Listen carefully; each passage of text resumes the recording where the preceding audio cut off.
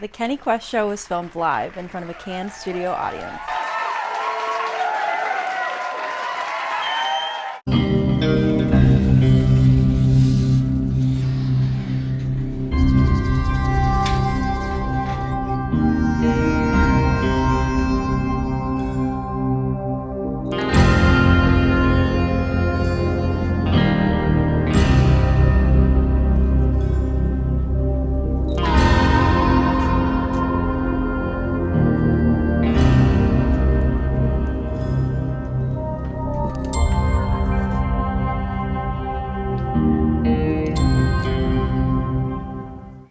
Kenny Quest.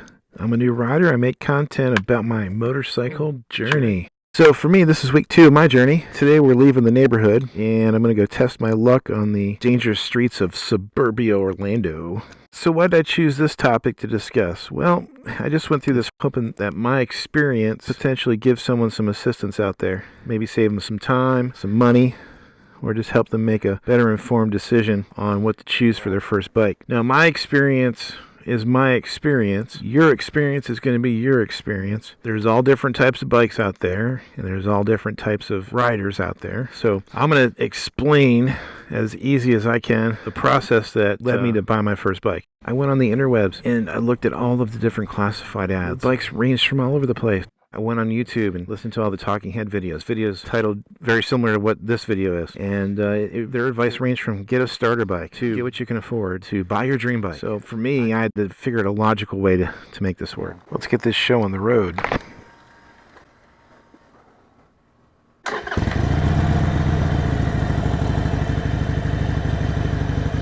Charts and graphs. I put together this chart of how I anticipate using the motorcycle, and as you can see, the majority of it is going to be in the city. Local streets, 25, 35 to 55 miles per hour. You know, give or take a half hour in any directions. I might hit some country roads where the speeds will be 45 to 65 miles per hour. So based on this self-evaluation, I was able to narrow down my choices of motorcycles based on these riding conditions. So armed with that knowledge, I headed out to some dealerships to sit on some motorcycles. You really don't know how you feel on the motorcycle until you sit on a bike. This doesn't replace the experience of riding the motorcycle on the street, so it's not the whole picture, but it gives you an idea.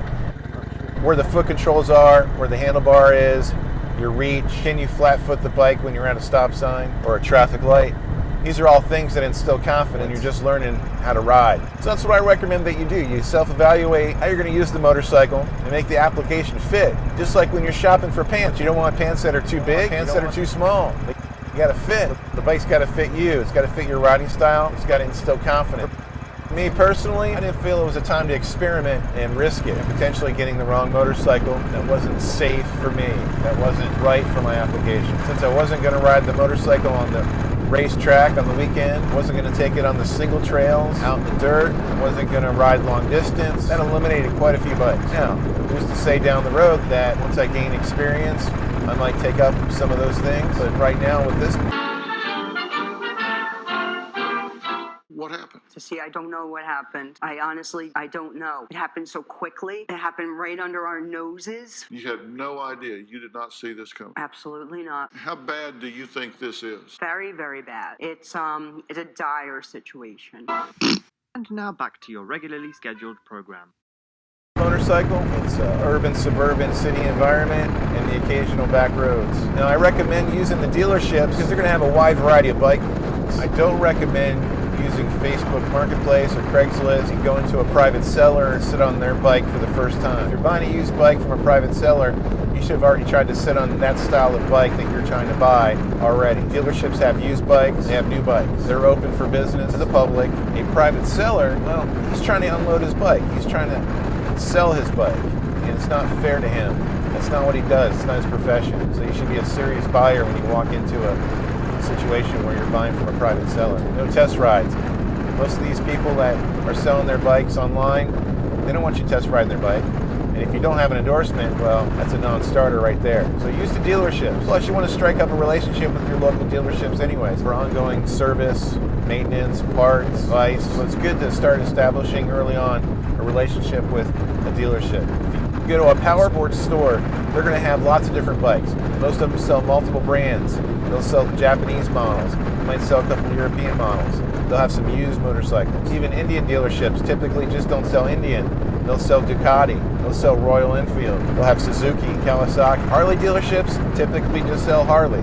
There's a few out there that will sell another brand like Royal Enfield that I've seen, but in my area it's just Harley. But they'll have used bikes as well. When you get to the dealership, you're going to be greeted by a salesperson, and you want to have a clear idea of how you're going to use the motorcycle. That way you set expectations early on with that salesperson on how you're going to use the motorcycle. The first thing they're going to ask is if you have an endorsement. The reason why they ask that is that they know that if you don't have an endorsement, well, you're all over the place potentially with your motorcycle choice. That could be good and that could be bad for you. The negative part of that is they might want to steer you to where they feel that you need to be based on their opinion, based on what their motivation is. And that motivation may not be in your best interest. It depends on the salesperson. So having a clear idea of how you're going to use the motorcycle is going to help you.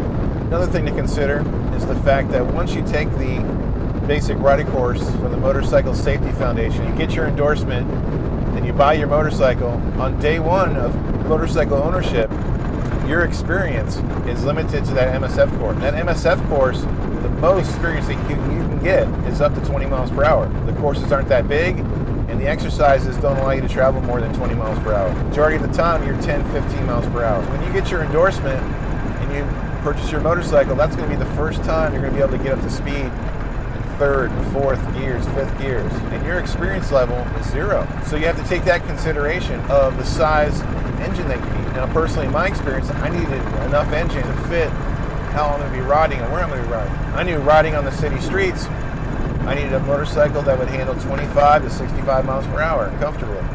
So I made another chart, this time showing experience level versus capabilities of the motorcycle. As you can see, day one, maybe you can master 10% of the performance of the motorcycle.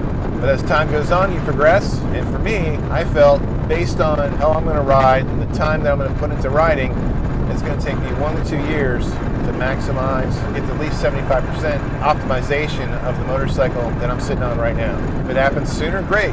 If it takes longer, no worries. I didn't buy a motorcycle that was too small, and I didn't buy something too big. There's a lot to be said about riding a small displacement bike fast versus riding a big displacement bike at low speeds.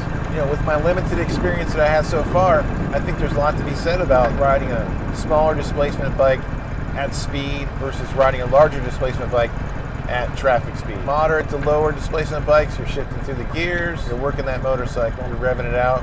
So this episode is about how to select your first motorcycle, not what to select. I'll do another episode later about what to select for a first-time rider. So in summary, self-evaluate where you're going to ride, how much you're going to ride in those different scenarios. For me, it was really 2 scenarios. For you, it might be different. Find a type of motorcycle by going out and sitting on motorcycles that you feel comfortable on. Figure out whether you like mid controls, are you comfortable with front controls, are you comfortable with rear controls. There's brands out there that have rear mids and mid fronts. It's not one size fits all. Now, some of those motorcycle brands, you can move the controls to where you feel more comfortable. You just have to budget for that going in. And then once you find a style of motorcycle, fits how you're going to ride and fits you personally, then it's time to shop. Whether you want to shop for used or whether you want to shop for new, pluses and minuses for both. Briefly, used motorcycles, well, if you drop it, and you will drop it, it's a used motorcycle.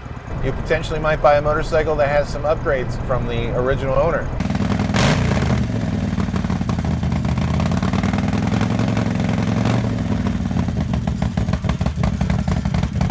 You could benefit by the exhaust being done, aftermarket air cleaner, other accessories. The cost typically will be lower on a used motorcycle. If you're mechanically inclined, then you might want to consider purchasing from a private seller. However, working with a dealer, if you have no past experience working on motorcycles, establishing that relationship early on will be beneficial because you have a resource to go to in case something happens with your motorcycle and you need repair. Buying from a private seller though, if you're not mechanically inclined, the first thing I recommend that you do is take that motorcycle to a dealer that deals with that brand and have them do a safety inspection. Check out the motorcycle. I had a friend recently purchase a Ninja online from a private seller who was upgrading their bike to a higher displacement bike, and they didn't heed my advice having the motorcycle checked out after they bought it. They just went ahead and rode it for a few weeks, and then one day chain popped off, rear sprocket blew out. They had to worry about getting motorcycle picked up, towed. If you are going to buy from a private seller, I got a great video that I found